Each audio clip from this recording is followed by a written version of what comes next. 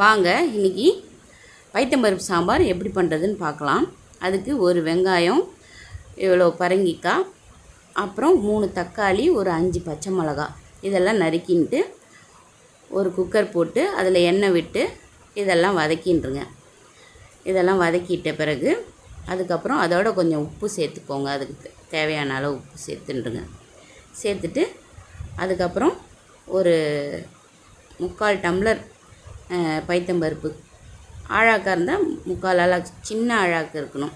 சின்ன அழாக்கெல்லாம் 3/4 அழாக்கு பைத்தம்பருப்பு சேர்த்துக்கோங்க. சேர்த்து அதையும் வதக்குங்க.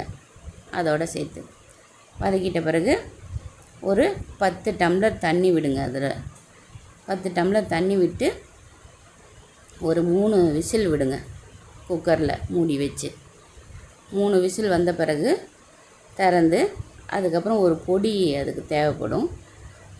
அந்த பொடிக்கு தனியா, வரமிளகா, கடலப்பருப்பு 3 வறுத்துட்டு அரைக்கணும். அதை நான் அப்புறமா இன்னொரு நாள் போடுறேன் உங்களுக்கு, அந்த பொடி எப்படி தயார் பண்ணுறதுன்னு. இந்த பொடி போட்டிங்கன்னா ரொம்ப சூப்பராக இருக்கும். அந்த பொடி போட்டால் தான் இந்த சாம்பாருக்கு ரொம்ப அருமையாக இருக்கும். அதுக்கப்புறம் அந்த பொடியை போட்டு மிக்ஸ் பண்ணி விட்டுங்க. மிக்ஸ் பண்ணி விட்டு கொஞ்சம் தேவையான அளவு தண்ணி விட்டுக்கோங்க. அது பத்தலைன்னா அப்புறம் அதை கொதிக்க விடுங்க அடுப்பில் ஏற்றி. அதுக்கப்புறம் ஒரு பாணலி போட்டு அதில் கொஞ்சமாக எண்ணெய் விட்டு கடுகு, கருவேப்பிலை எல்லாம் தாளித்து கொஞ்சம் பெருங்காயத்தூள் போட்டு அதோட தாளித்து அந்த சாம்பாரோட தாளித்து கொட்டிடுங்க. கொட்டிட்டு கொஞ்சம் கொத்தமல்லியும் போட்டு நல்லா கலக்கி விடுங்க. கலக்கி விட்டு இறக்கி வச்சா அருமையான பைத்தம்பருப்பு சாம்பார் ரெடி. இட்லி, தோசை எல்லாத்துக்கும் நல்லாயிருக்கும். வாங்க சாப்பிட்லாம்.